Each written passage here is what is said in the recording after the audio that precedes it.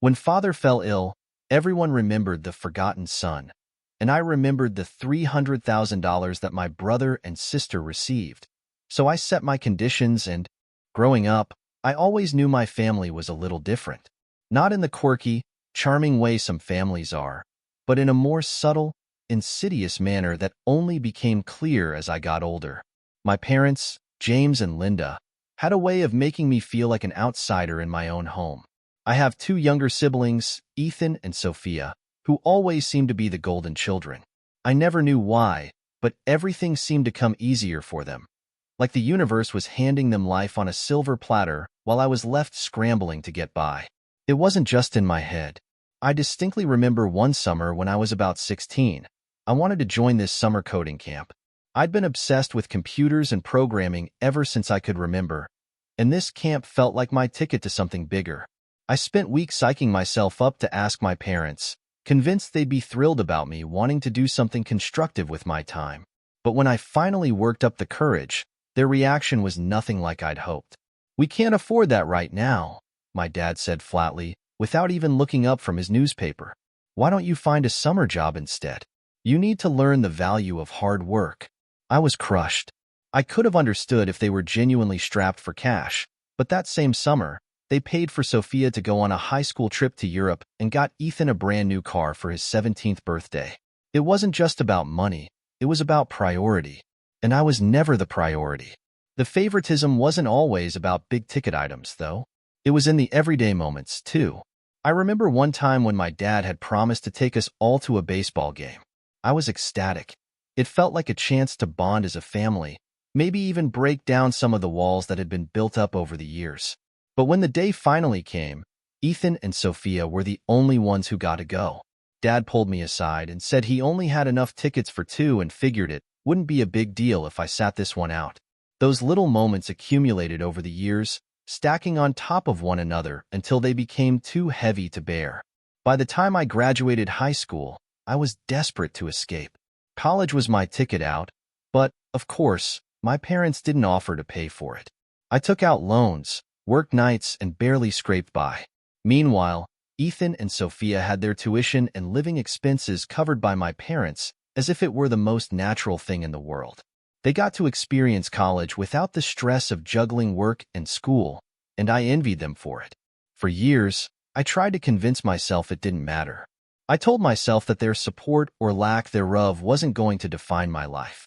I threw myself into my studies, then my career, hoping that if I worked hard enough, I could prove to them, and to myself, that I didn't need their help. I could be successful on my own terms. But then I found out about the $300,000. I'd gone home for the first time in years for Thanksgiving, determined to show them that I was doing well, that I didn't need their validation. I kept up appearances, pretending everything was fine, and then, in the middle of the family dinner, I overheard my dad talking to Ethan about managing the money. I didn't think much of it at first, but later that night, curiosity got the best of me. When I asked Ethan about it, he laughed, like I was asking about some well-known family secret. "Oh, yeah, didn't you know? Mom and Dad gave me and Sophia $300,000 each to help us get started. They did it a couple of years ago." He shrugged it off like it was no big deal, as if every parent handed their kids a small fortune and just forgot to mention it to their other child. I felt my stomach drop. I wanted to scream, to confront my parents right then and there, but I couldn't find the words. I just stood there, dumbfounded, as Ethan went on about his latest investment plans and how he was thinking of starting his own business. I realized in that moment that all my suspicions had been right. My parents really didn't see me as one of their own, at least not in the same way they saw Ethan and Sophia. I didn't stay the rest of the weekend. I packed up my things, mumbled some excuse about a work emergency, and drove home. The entire drive, I couldn't stop replaying every memory, every moment where I'd been pushed aside, wondering what I had done to be so thoroughly rejected by the people who were supposed to love me unconditionally. After that, I cut them off. I changed my number, moved to a new city, and blocked them on social media. I didn't need their toxic influence in my life.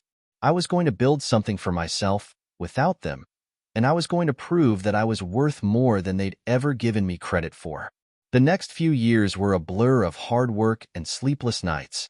I poured everything I had into my startup, working until I could barely keep my eyes open. It wasn't easy, but it was the first time in my life I felt like I had something that was truly mine, something no one could take away. And slowly but surely, things started to fall into place. I landed a few big clients, the company grew, and before I knew it, I was sitting in a boardroom, signing the papers that would make me a millionaire. It felt surreal. Part of me wanted to call my parents, to tell them about my success, but I stopped myself. They didn't deserve to share in my triumph. They had given up on me long ago, and now I was finally ready to give up on them. But life, as it often does, had other plans. It was a Tuesday afternoon when I got a call from an unknown number. I almost didn't pick up, but something told me to answer. It was my mom. I hadn't heard her voice in years, and for a second, I almost didn't recognize it. She sounded older, more fragile, as if the years had finally caught up with her. "Liam," she said, her voice cracking. "We need your help." I sat there, stunned, as she explained that Dad was sick. They didn't have the money for the treatments he needed, and Ethan and Sophia were in no position to help. I felt a surge of anger rise up in me, but I kept my voice steady. I asked her about the $300,000, and she stammered, saying something about poor investments and bad luck. They had nothing left. "We're family," she pleaded. "We always take care of each other." I wanted to laugh, to scream, to tell her exactly where she could shove her plea for help. But something held me back. Maybe it was the years of conditioning, the part of me that still wanted their approval, or maybe it was the faintest glimmer of hope that things could be different. I told her I'd think about it, and hung up. I stared at my phone for a long time, wondering what kind of twisted game life was playing with me. I had spent so long trying to free myself from their grasp, only for them to claw their way back in just when I thought I was finally free. When I left my family behind, I thought I'd finally put all of that pain and bitterness behind me. But it turns out that kind of betrayal doesn't just go away. It fuels you, it pushes you, and sometimes it consumes you. I threw myself into my career with a kind of intensity I'd never felt before. If I was going to prove to myself that I didn't need them, I was going to have to make it big. And that's exactly what I set out to do. I'd always been good with technology, so I figured if I was going to make a name for myself, it would be in the tech industry. I moved to a new city, took a job at a small startup, and started learning everything I could about coding, product development, and business strategy. I worked ridiculous hours, sometimes sleeping on the office floor and living on vending machine snacks. But I didn't care. Every time I felt like giving up, I reminded myself of the look on my father's face when he told me to earn my way. I was going to do just that. A few years in, I felt ready to take a risk. I had a solid idea for an app that could make communication easier for remote teams, a big need given the way the world was changing. I scraped together what little savings I had and went all in, quitting my job to start my own company. I had no idea if it would work, but failure wasn't an option. I was running on a mix of desperation and sheer stubbornness. Things were tough in the beginning. I couldn't afford to hire anyone, so I did everything myself: coding, marketing, customer service.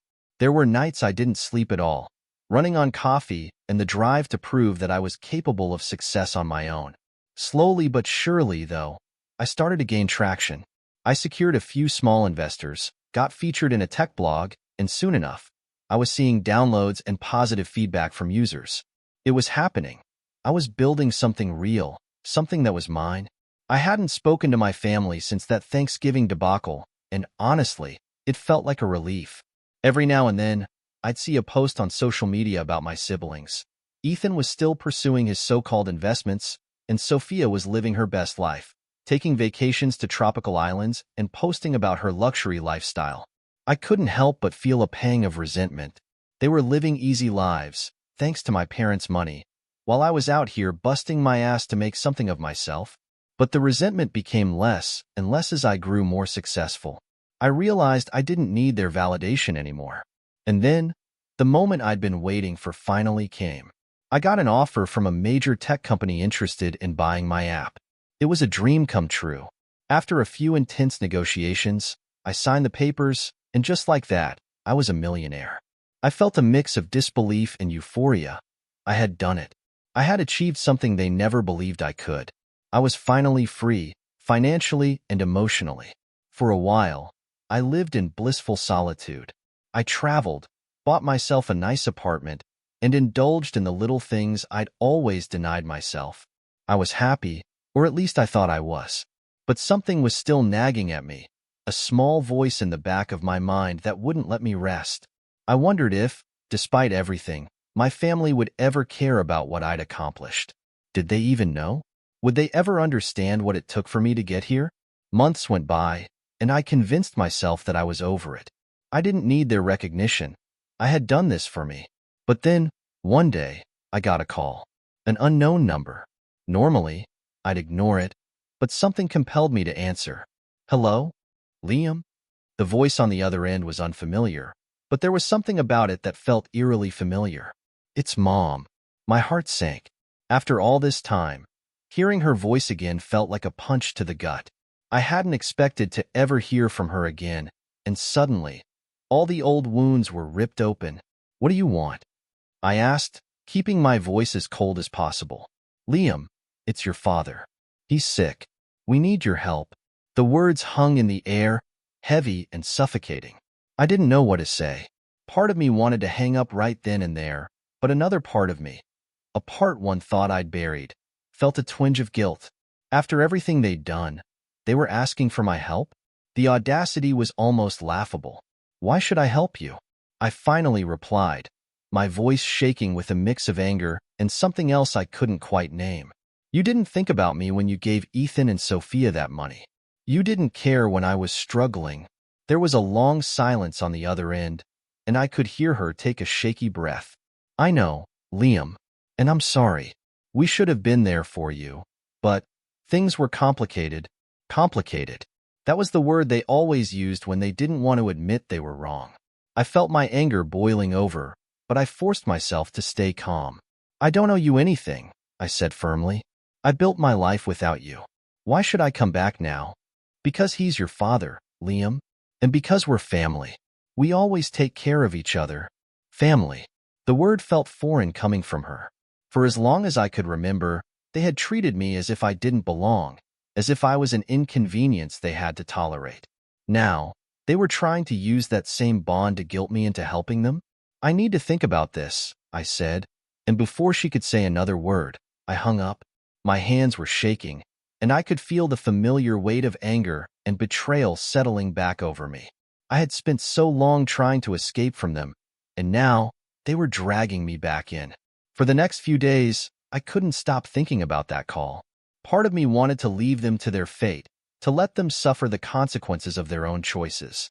But another part of me, the part that had once longed for their approval, felt a pang of guilt. Despite everything, they were still my family. And for better or worse, that connection was something I couldn't just erase.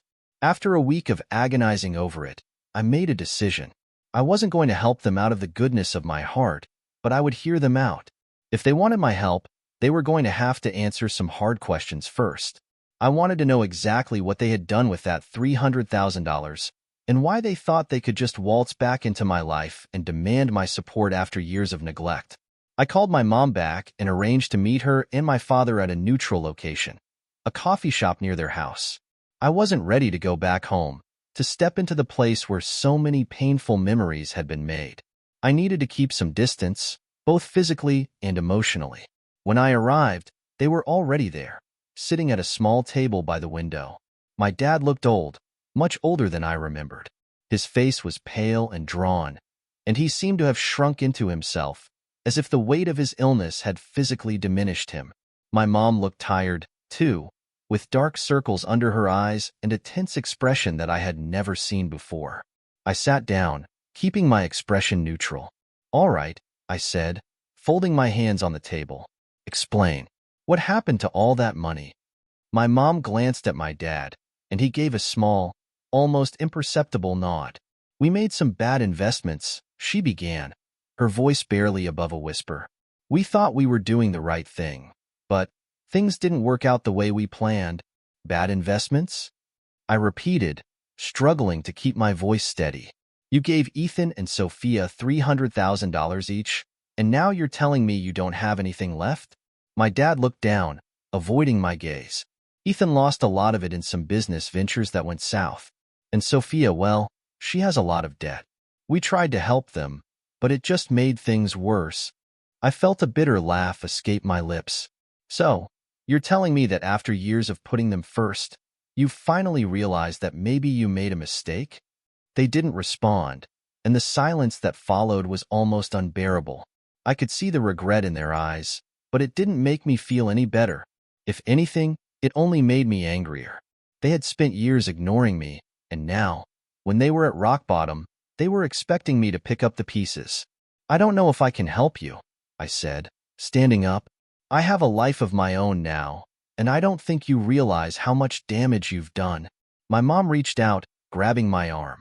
Please, Liam, she pleaded, tears streaming down her face. We're sorry. We know we made mistakes, but we're still your family. Doesn't that mean anything to you? I looked down at her hand, then back up at her face. For a moment, I saw the mother I had once loved, the woman who had sung me to sleep and kissed my scrapes and bruises. But that person was gone, replaced by someone who had chosen to put me last time and time again. I need some time to think, I said, gently pulling my arm away. I'll let you know what I decide. As I walked out of the coffee shop, I felt a strange sense of relief. I had finally said what I needed to say, and for the first time in a long time, I felt like I was in control. My parents might have called me back into their lives, but I was the one holding the cards now. And whatever I decided, it would be on my terms. After that tense meeting with my parents, I felt like I'd barely scratched the surface of what I needed to know. I had thought that finally confronting them would give me some sense of closure, but instead, it only raised more questions. I found myself thinking about the money again and again, obsessing over how they could have handed my siblings such a fortune only to end up begging me for help now. It felt like some kind of twisted joke. The next day, I called Ethan. I hadn't spoken to him directly in years, but if I was going to consider helping my parents, I needed the full story. Surprisingly, he picked up right away, his voice casual as if we hadn't gone years without speaking. Liam. Hey man, long time, he said, a little too cheerfully. Ethan, we need to talk, I replied, skipping any pleasantries. I met with Mom and Dad yesterday. They told me about the money. There was a brief silence on the other end, and I could almost hear the wheels turning in his head. Yeah, I figured they might mention that, he said slowly. Look, I know what it sounds like, but things just didn't go as planned. Really? I replied, my voice laced with sarcasm. Because it sounds to me like you both got handed a small fortune while I was left with nothing. And now, you're broke? How exactly does that happen? He let out a long sigh, and I could sense the frustration in his voice. I made some bad investments, okay? I tried to get a business off the ground, but I didn't have the experience. It's not like I planned for things to go south. Sure, Ethan, but what about Sophia? Mom said she's in debt too. What happened there? He hesitated, and I could tell there was more to the story than he was letting on. Sophia, well, she got into some trouble with credit cards. She was living a little beyond her means, and things got out of hand. I tried to help her, but it was too much for both of us. I felt a mix of anger and disbelief. They had both been given the opportunities I'd only dreamed of, and they had squandered them so easily. And you just expected Mom and Dad to keep bailing you out? I asked, unable to hide the edge in my voice. It wasn't like that, he replied defensively. Look, I know you think we had it easy, but it wasn't a walk in the park. They had expectations, Liam. They wanted us to live up to some impossible standard, and when things went wrong, they just threw money at the problem and hoped it would go away. I wanted to feel sorry for him, but I couldn't. He was talking about being handed hundreds of thousands of dollars as if it were some kind of burden. I had worked for everything I had, and here he was, acting like he'd been the victim of bad luck. Well, now they're out of money, I said, cutting the conversation short, and they're asking me to bail them out. So tell me, why should I? Ethan was silent for a moment, and I could hear him take a deep breath. Because they're our parents, Liam. We owe them something, don't we? I didn't answer. The idea that I owed them anything felt like a slap in the face. But there was a part of me, a small, irrational part, that couldn't completely ignore the bond we shared. Despite everything, they were still my family, and I couldn't completely turn my back on them without at least hearing them out. After I hung up, I called Sophia. If I was going to do this, I needed to hear her side of the story too. Unlike Ethan, she was a little harder to reach. It took a few tries before she finally picked up, and when she did, her voice was tinged with exhaustion. "Liam? I didn't expect to hear from you," she said, sounding surprised. "Yeah, well, I didn't expect to hear from Mom and Dad either," I replied. "They told me about the money, Sophia. I know about the debt. I need to understand what happened," she sighed, and I could almost picture her rubbing her temples, the way she used to when we were kids and she was stressed about something. "It's complicated, Liam. I thought I had things under control, but then one thing led to another and, well, here we are." "Complicated how?" I pressed, unwilling to let her off the hook that easily. She took a moment before answering. "I was trying to keep up, you know? All my friends were traveling, buying nice things, and I got caught up in it. I didn't realize how bad it was until it was too late. And by then, the debt was piling up faster than I could pay it off.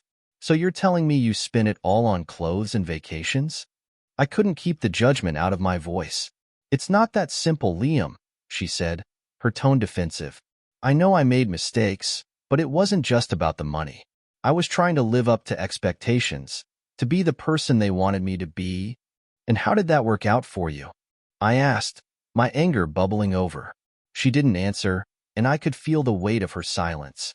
I wanted to believe that she was just a victim of circumstance, that somehow all of this was beyond her control, but deep down, I knew better.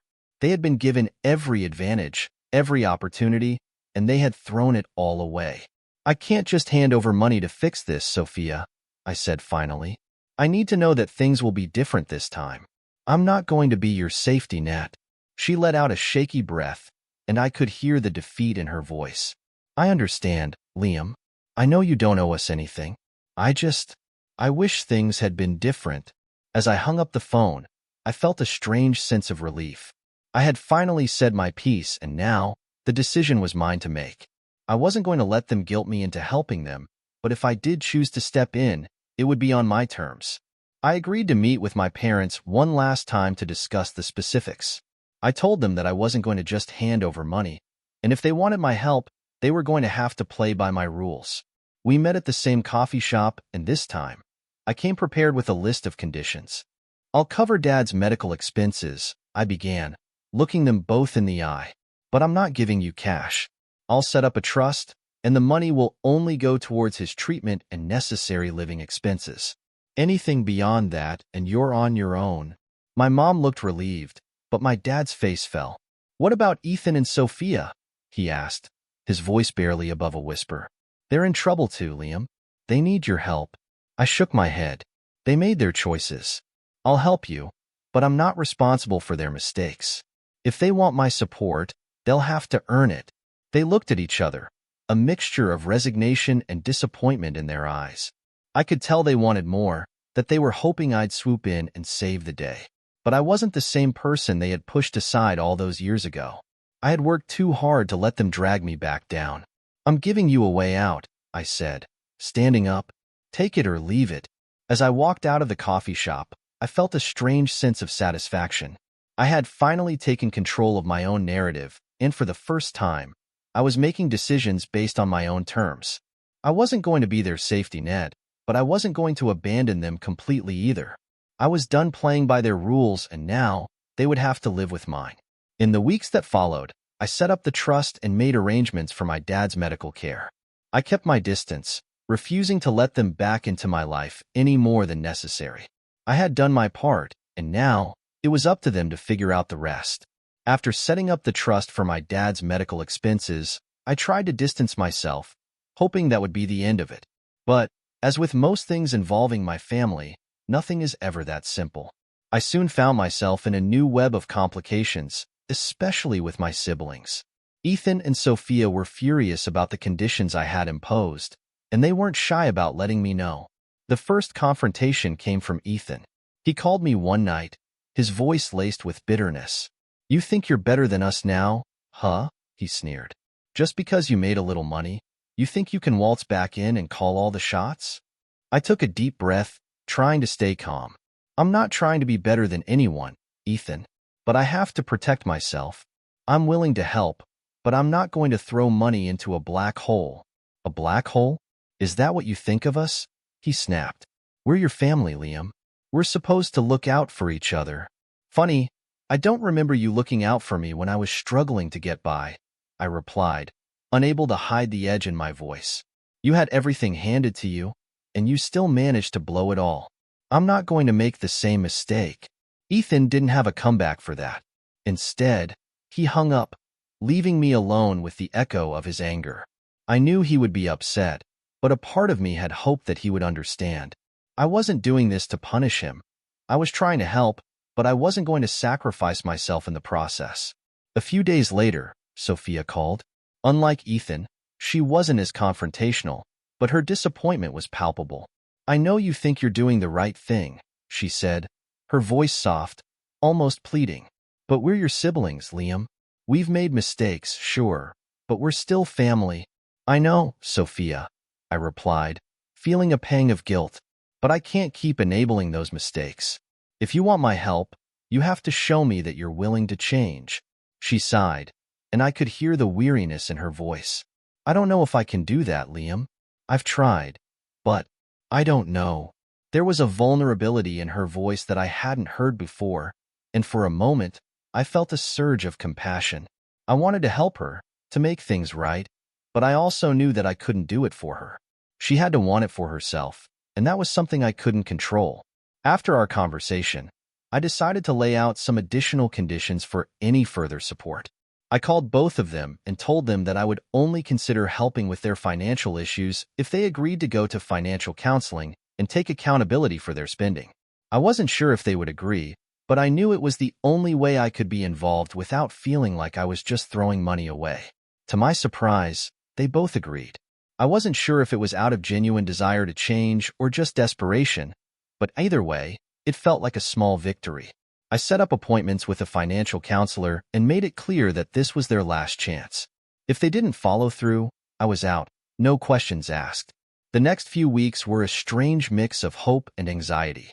Part of me wanted to believe that they would take this opportunity to turn things around, but another part of me was waiting for the other shoe to drop. I knew my family too well to expect an easy resolution, and I braced myself for whatever was to come. And, as usual, things didn't go as planned. One evening, I got a call from the financial counselor. She sounded frustrated, almost exasperated. Mr. Evans, I wanted to reach out because I've had some difficulties with your siblings. They've missed multiple appointments, and when they do show up, they're not exactly cooperative. I felt a surge of anger and disappointment. I had put so much effort into setting this up, and they couldn't even be bothered to take it seriously. Thank you for letting me know, I said, trying to keep my voice steady. I'll talk to them. After I hung up, I felt a familiar sense of betrayal wash over me. I had given them a chance, a real chance, to get their lives together, and they had thrown it away. I called Ethan first, but he didn't pick up. Then I tried Sophia, and after a few rings, she finally answered. Sophia, what's going on? I asked, unable to keep the frustration out of my voice. The counselor told me you've been missing appointments. She sighed, and I could hear the resignation in her voice. I'm sorry, Liam. I thought I could do it, but it's harder than I thought. That's not an excuse, I replied, my patience wearing thin. I set this up because I wanted to help you, but you have to meet me halfway. If you're not willing to put in the effort, then I'm done. I can't keep doing this. There was a long silence on the other end, and for a moment, I thought she had hung up. But then she spoke, her voice barely above a whisper. I know. I'm sorry, Liam. I didn't mean to let you down. I didn't know what to say. I wanted to believe her, but I wasn't sure if I could. I had given them so many chances, and each time, they had found a way to let me down. I felt trapped in a cycle of hope and disappointment, unable to break free. Over the next few days, I tried to distance myself, focusing on my own life and letting go of any expectations I had for them. I had done everything I could, and now it was up to them. If they wanted to change, they would have to do it on their own. And then, Just when I thought I had finally found some peace, my mother called. Her voice was frantic, filled with a level of desperation I hadn't heard before. "Liam, please, you have to help us," she cried, her words tumbling out in a rush. "Your father's condition has gotten worse, and we don't have the money for his treatment. We're going to lose everything." I felt a wave of frustration and sadness wash over me. I had already set up a trust for his medical expenses, and I knew that there should be enough money to cover his treatment. "What do you mean, you don't have the money?" I asked, my voice sharp. "I set up the trust specifically for this." She hesitated, and I could hear the fear in her voice. "There were unexpected expenses," she stammered. "We had to use some of the money for other things, and now there's not enough left." I took a deep breath, trying to keep my composure. "I told you that money was for Dad's treatment. Nothing else. How could you do this?" "I'm sorry, Liam," she whispered, her voice breaking. "We didn't have a choice. We were desperate." I felt a surge of anger and betrayal, but I forced myself to stay calm. "All right," I said finally. "I'll take care of it. But this is the last time. If you can't respect the conditions I've set, then I'm done." After I hung up, I felt a strange sense of relief.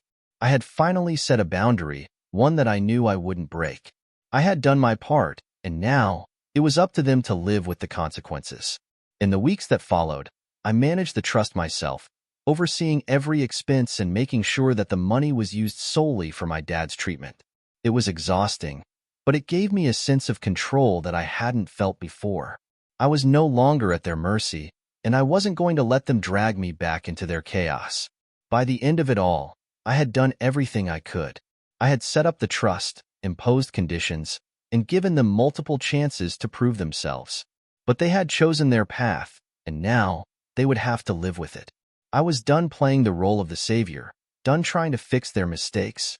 I had finally taken control of my own life, and I wasn't going to let anyone take that away from me.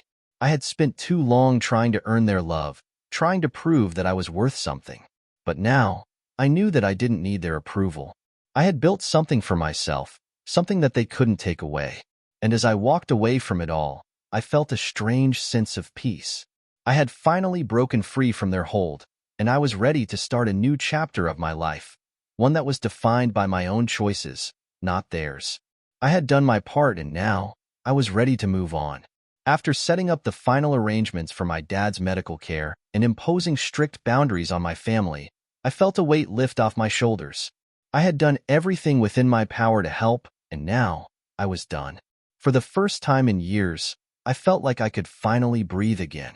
I spent the next few months focusing on myself. I invested time in friendships that had taken a back seat during my years of working nonstop. I even met someone, Emily, a smart, compassionate woman who had no idea about my family drama. Being with her was like a breath of fresh air. She was interested in me, not my financial situation or my family history. For once, I could just be myself without the weight of all the old baggage. Emily and I grew close quickly. I confided in her about my family, all the drama and betrayal, and she listened without judgment. She didn't try to tell me what to do or how to feel. She just let me vent. She was exactly what I needed. Someone who saw me for who I was, flaws and all. One evening, as we sat together watching the sunset, she took my hand and asked, "Do you ever think about reconnecting with them?" The question caught me off guard. I thought I had put all of that behind me, but hearing her say it brought all those old emotions back to the surface. "Honestly, I don't know if there's anything left to reconnect to," I replied, staring out at the horizon. "They've hurt me so many times, and I don't think I can go through that again." She nodded, squeezing my hand. "Sometimes family isn't about blood. It's about the people who are there for you, who lift you up instead of tearing you down." Her words stayed with me long after that conversation. I had always thought of family as something I was born into, something that was a part of me whether I liked it or not.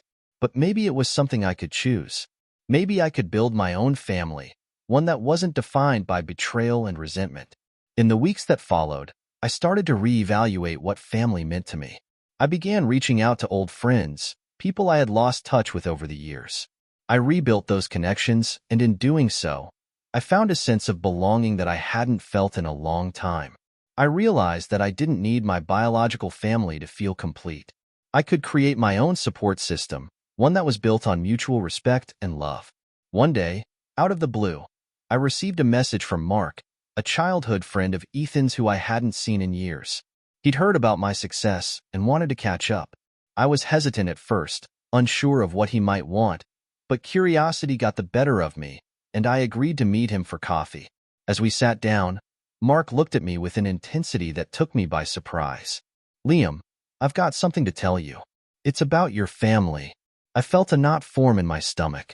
I had thought I was done with all of that, but here it was, dragging me back in once again. "What about them?" I asked, trying to keep my voice steady. He took a deep breath before speaking.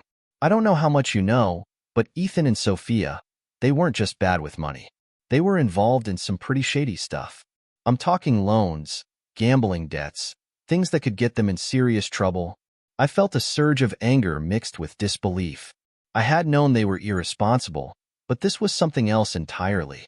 "Why are you telling me this?" I asked, struggling to process the information.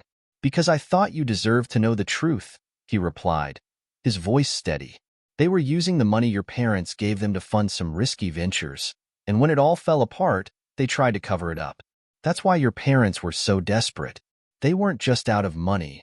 They were in over their heads." It all made sense now. The pleas for help, the mysterious, unexpected expenses, the guilt-tripping. It had all been part of a larger scheme. I felt a sense of betrayal that was almost too much to bear. I had given them chance after chance, and they had lied to me every step of the way. For a moment, I considered confronting them, but then I realized it wouldn't change anything. They would deny it, deflect, and somehow try to make it my fault. I was done playing their games. I had spent too long letting their actions dictate my life, and I wasn't going to let them control me any longer. I thanked Mark for telling me the truth and left the coffee shop, feeling a strange sense of closure. I knew now that I had made the right decision by cutting them off. They had chosen their path, and now they would have to live with the consequences. I went home that night and told Emily everything. She listened, holding my hand as I poured out all the anger and hurt I had been carrying for so long. When I finished, she looked at me with a calm determination that gave me a sense of peace. "You did the right thing, Liam. You don't owe them anything." Hearing her say it made me realize that I had been holding onto a sense of obligation that was never mine to bear. I had done my best to help them, but at the end of the day, they were responsible for their own choices. I couldn't save them, and I didn't need to. From that moment on, I made a conscious decision to let go. I blocked their numbers, deleted their contacts, and removed myself from the cycle of guilt and manipulation that had defined my life for so long. I was done trying to fix what was broken, and instead, I focused on building something new. With Emily by my side, I began to create a life that was truly my own. I invested in friendships, built a network of people who supported me, and finally found a sense of belonging that I had always longed for. I realized that family wasn't something you were born into. It was something you built, one connection at a time. A year later, Emily and I got married in a small, intimate ceremony with just a handful of close friends. It was nothing like the grand weddings I had seen growing up, but it was perfect. I was surrounded by people who loved me for who I was, not what I could give them. For the first time in my life, I felt at peace. As we stood together, exchanging vows under a clear blue sky, I knew that I had finally found my place. I had redefined what family meant to me, and in doing so, I had freed myself from the chains of the past. I was no longer Liam, the black sheep, the forgotten son. I was Liam, a husband, a friend, a man who had found his way back to himself. In the end, I didn't need my family's approval to feel complete. I had built a life that was filled with love, respect, and joy, a life that was truly mine. And as I looked into Emily's eyes, I knew that I had finally found the family I had always deserved. If you like this story, subscribe right away and listen to new stories every day. Let us know what you like the most in the comments.